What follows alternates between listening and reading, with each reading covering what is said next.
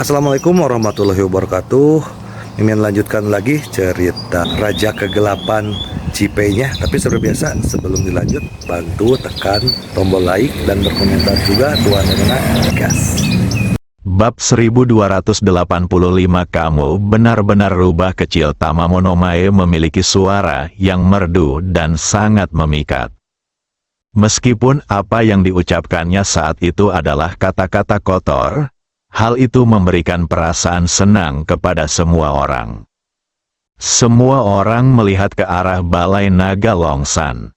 Di dalam aula naga, si Kou Bingnian sudah hampir meledak karena cemas.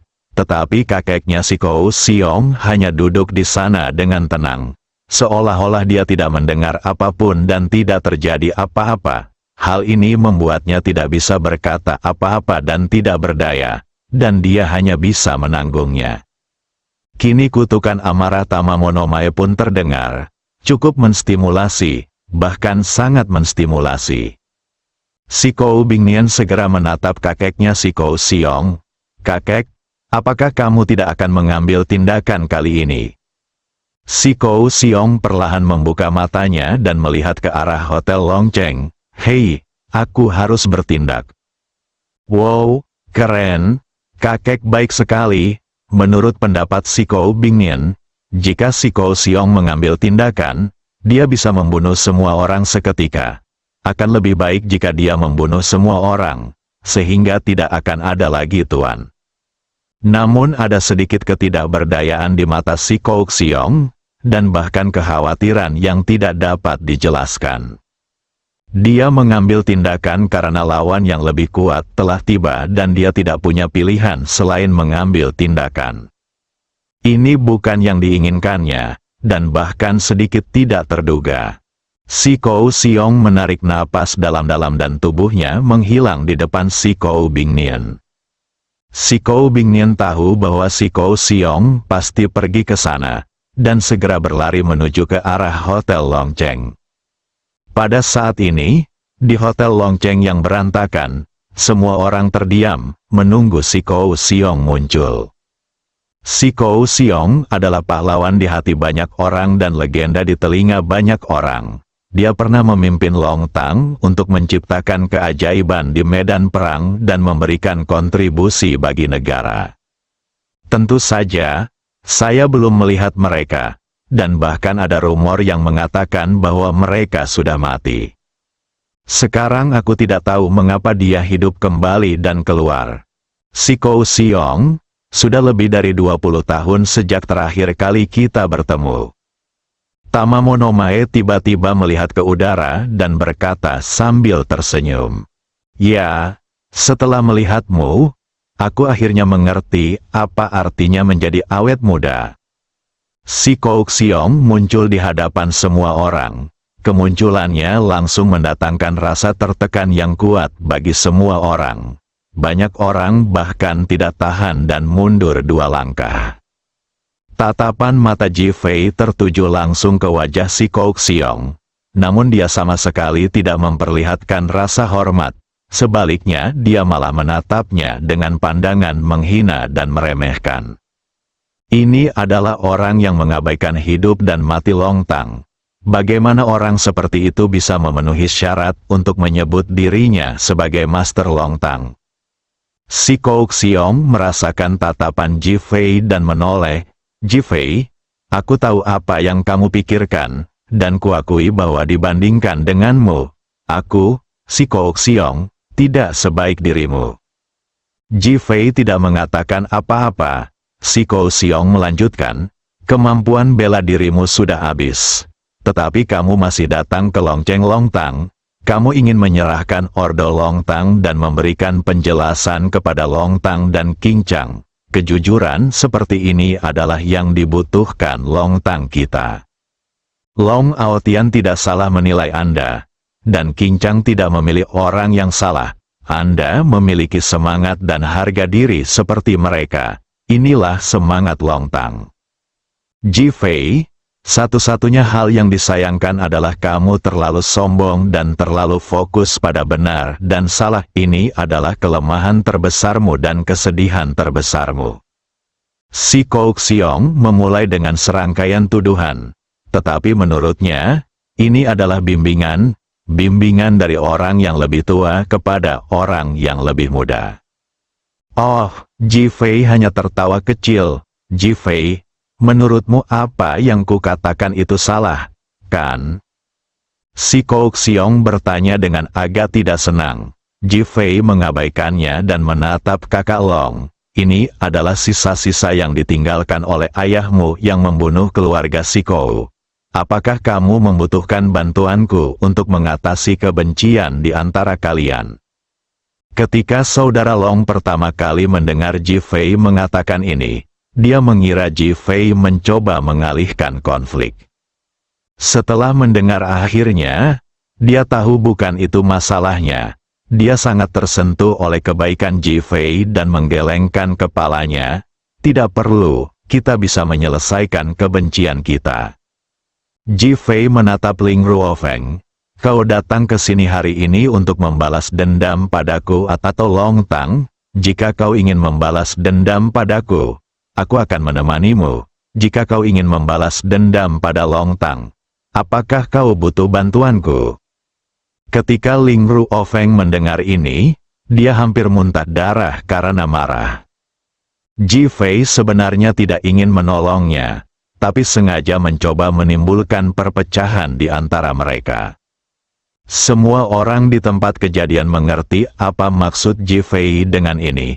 Banyak orang menunjukkan ekspresi terkejut dan senang di wajah mereka. Itu adalah metode yang sungguh cerdas. Biarkan Ling Kongsu bertarung melawan si Kou Xiong.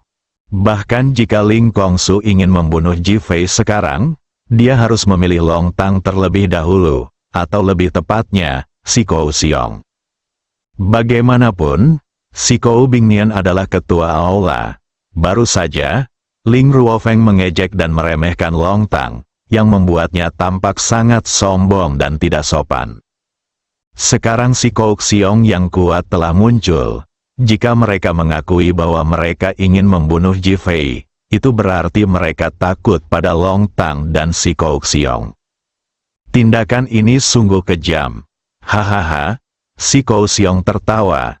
Ji Fei, aku sangat mengagumimu. Kamu sangat pintar. Kamu dapat mengubah awan dan hujan dengan tanganmu dan dengan cerdik membawakanku sekelompok musuh. Aku tidak mengerti. Kau dan aku sama-sama mantan Master Dragon Hall. Kau seharusnya membiarkanku membantumu menghadapi Ling Ruofeng. Kenapa kau ingin menjadi musuhku? Dan kau harus melihat bahwa aku mampu membunuh Ling Ruofeng, kakak Long, dan kau. Kau tidak akan mendapatkan keuntungan apapun dengan cara ini. Faktanya, bukan hanya dia. Bahkan orang-orang di tempat kejadian perkara pun tidak dapat memahaminya. Itu sungguh tidak pintar. Dia bahkan bukan tandingan Ling Ruofeng sekarang, apalagi menghadapi si Kou Xiong yang jauh lebih kuat. Namun, Ji Fei sama sekali tidak peduli. Dia tetap tenang dan berkata, aku tidak punya kesan yang baik tentang keluarga si Kou-mu, dan aku membencimu, si Kou Xiong, dari lubuk hatiku. Apakah ini alasan yang cukup? Anda, si Kou Xiong tidak menyangka akan mendapat penjelasan seperti ini.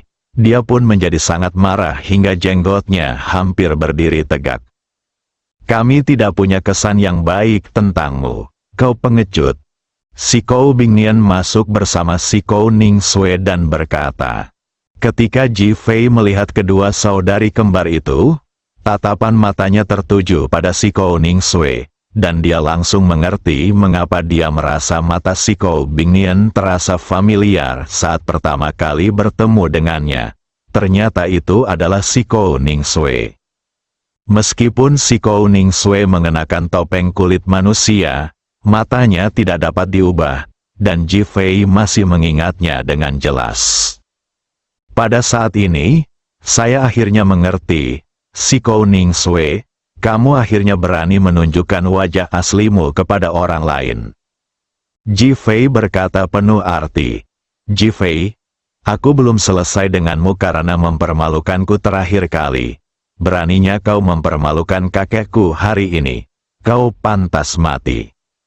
Si Kou Ningsue merasa terhina dan marah ketika dia mengira Ji Fei bahkan tidak memandangnya meskipun dia telanjang. Oh, Ji Fei terkekeh. Apakah ini sudah berakhir? Aku rasa keluarga si Kou-mu akan hancur hari ini, termasuk kakekmu. Si Kou Xiong tiba-tiba tertawa terbahak-bahak. Ji Fei, aku mengerti maksudmu. Kamu memang seekor rubah kecil. Si Kou Xiong dan Ji Fei tertawa terbahak-bahak pada saat yang sama. Bab 1286 Aku ingin hidup sesuai nama Master Aula Naga. Tawa kedua orang itu membuat banyak orang bingung. Mereka menatap kedua orang itu dalam diam, menunggu penjelasan mereka. Setelah waktu yang lama, si Kou Xiong berhenti tertawa dan menatap Ji Fei. Idemu bagus, tetapi tidak dapat direalisasikan. Mengapa? Ji Fei bertanya dengan tenang. Si Kou Xiong memandang Gunung Longshan di kejauhan. Begitu tingginya sehingga puncaknya tidak dapat dilihat, seolah-olah menembus langit. Ji Fei, kamu belum begitu bergairah dengan seni bela diri. Jadi kamu tidak akan pernah mengerti pesona seni bela diri. Orang-orang itu mengejar penguasaan seni bela diri.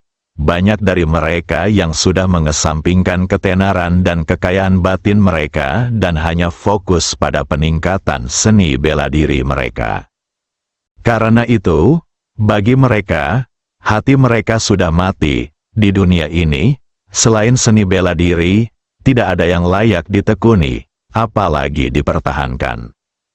Sekarang, bahkan jika kota naga menghilang dari sini, tidak ada yang akan peduli. Aku khawatir idemu untuk membuatku bentrok dengan Ling Kongsu dan memancing mereka keluar akan gagal. Setelah si Kou Xiong selesai berbicara, dia melihat ke arah Longshan, seolah ingin memverifikasi pernyataannya. Semua orang di tempat kejadian sekarang mengerti mengapa kedua orang itu tertawa dan mengapa mereka memanggil Ji Fei dengan sebutan rubah kecil. Ide Ji Fei sungguh brilian. Saya hanya tidak menduga situasinya akan seperti ini. Ji Fei tidak menyangka bahwa si Kou Xiong tidak hanya mengerti, tetapi juga melihat dengan sangat jelas, dan bahkan lebih terkejut lagi dengan kenyataan Longshan. Dengan cara ini, ia pun mengerti mengapa tidak seorang pun berdiri meskipun ada keributan dan kesombongan di tempat kejadian sebelumnya. Ternyata mereka memang sudah tidak peduli lagi dengan urusan duniawi. Jalan seni bela diri memiliki masa depan yang cerah. Begitu Anda memulainya, masa depan akan menjanjikan. Mereka mungkin dapat menerobos Longshan dan melarikan diri dari bumi suatu hari nanti. Pada saat itu, mereka akan dapat lolos dari siklus hidup dan mati. Dibandingkan dengan masa depan yang cerah seperti itu, apa arti kehormatan dan aib kota naga dan seseorang? Selain itu, mereka telah memberikan kontribusi bagi negara dan bangsa ini. Apakah mereka perlu membuktikan sesuatu? Ji Fei, hanya ada satu solusi untuk balai naga hari ini. Si Kou Xiong akhirnya menatap Ji Fei dan berkata, "Apa solusinya?" Ji Fei bertanya, "Kamu harus mematuhi perintah kedua cucu perempuanku dan melindungi mereka serta perkembangan Longtang selama sisa hidupmu. Selama kamu setuju, aku akan membunuh Ling Ruofeng dan kakak Long sekarang juga." Si Kou Xiong bicara dengan tenang, bahkan ada secercah harapan di matanya saat menatap Ji Fei, harapan yang datang dari lubuk hatinya. Mendesis, terdengar suara tarikan napas di tempat kejadian. Mereka semua memandang Ji Fei. Aku penasaran apakah dia akan memilih. Bagaimanapun, si Kou Xiong terlalu kuat. Jika kamu tidak menaatinya, kamu pasti akan mati. Oh, Ji Fei, ini kesempatan bagus. Kalau tidak, kau bahkan tidak akan punya kesempatan untuk melayani kami, para saudari. Si Kou Ningsue sengaja memprovokasi Ji Fei. Oh, Ji Fei juga mencibir pada si Kou Xiong. Apakah kamu begitu percaya padaku? Jika aku setuju dan kamu membunuh mereka, bagaimana jika aku menyesalinya? Ji Fei, apakah kamu ingin menjadi penjahat yang berubah-ubah? Si Kou Bingnian bertanya. Si Kou Xiong melambaikan tangannya. Ji Fei, kamu tidak perlu merasa malu. Aku sangat mengenal karaktermu. Jika aku harus memilih seseorang yang dapat kupercaya, aku akan memilihmu daripada Ling Ruofeng atau Kakak Long. Dia menatap Li Ruoxi. Lagi pula, dia memiliki jiwa putriku si Kou Jinyan di dalam tubuhnya. Jadi dia juga anggota keluarga si Kou kita. Tidakkah kau mempertimbangkan kerjasama ini? Apa katamu? Bagaimana mungkin jiwa putrimu ada di tubuhku? Li Ruoxi tidak pernah tahu tentang ini sebelumnya. Ketika dia mendengar hal itu, dia menjadi marah dan tidak dapat menahan diri untuk mempertanyakannya. Ruoxi, tenanglah. Seng Lingyun dan Huo Lei segera mengendalikan diri.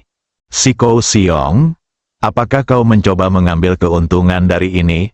Sayangnya, aku dapat memberitahumu sekarang bahwa dia sudah tidak ada di tubuhmu lagi. Jiwa putrimu si Kou Jinyan telah lenyap begitu saja. Apa katamu? Si Kou Xiong penasaran. Ji Fei, apakah benar-benar ada jiwa orang lain di tubuhku? Li Ruoxi bertanya dengan gugup. Ji Fei tersenyum dan menggelengkan kepalanya. Sekarang hanya ada kami berdua, jiwa, di tubuhmu. Meskipun Li Ruoxi tidak mengerti, dia tampak santai. Dia percaya pada Ji Fei. Saudara Long, mimpi buruk yang dibawa si Kou Jinyan kepadamu sekarang sudah berakhir. Dia tidak akan bisa lagi memengaruhimu atau bahkan mengganggu hidupmu. Ji Fei berkata sambil tersenyum. Ketika saudara Long mendengar tentang si Kou Jinyan, ekspresinya menjadi sangat jelek, dan dia bahkan menatap si Kou Xiong dengan mata yang seperti menyemburkan api. Kemunculan si Kou Xiong barusan membuatnya mengerti mengapa si Kou Jinyan mampu berhasil menaklukkannya dan merasukinya saat itu. Si Kou Xiong membantu si Kou Jinyan, hal ini membuatnya ingin membunuh si Kou Xiong. Si Kou Xiong telah memeriksa tubuh Li Ruoxi dan memastikan bahwa jiwa si Kou Jinyan telah hilang. Dia terkejut. Tetapi dia menahan keterkejutannya dan mengangguk sambil berkata, sepertinya kalian berdua punya kesempatan bagus bersama. Namun, dalam situasi saat ini, bahkan jika kamu dan saudara Long bergabung, kamu bukanlah tandingan Ling Ruofeng. Ling Ruofeng juga bukan tandinganku. Kita saling membunuh. Si Kou Xiong melirik Ling Ruofeng dan berkata, apakah kamu punya ide untuk bekerja sama denganku? Kamu bisa mempertimbangkan cucu perempuan kembarku. Haha, Ling Ruofeng, kamu bisa mempertimbangkan ini. Aku sudah bermain dengan saudari-saudari ini selama bertahun-tahun dan aku cukup ahli dalam hal itu. Kebetulan saja aku sudah cukup sering bermain dengan mereka. Jadi aku bisa memberikan mereka kepadamu. Kata saudara Long sambil tertawa lebar. Kakak Long, kau sungguh tak tahu malu.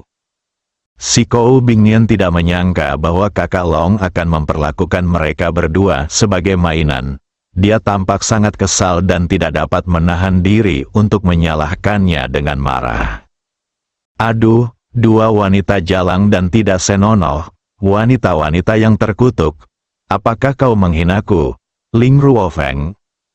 Wajah Ling Ruofeng dipenuhi amarah. Seolah-olah dia ingin membunuh seseorang. Dewi saya bersifat ilusi. Sekalipun dia tidak menyukaiku, dia tetaplah wanita yang seperti peri. Bagaimana mereka bisa dibandingkan dengan wanita jalang seperti si Kou Bingnian dan si Kou Ningsue?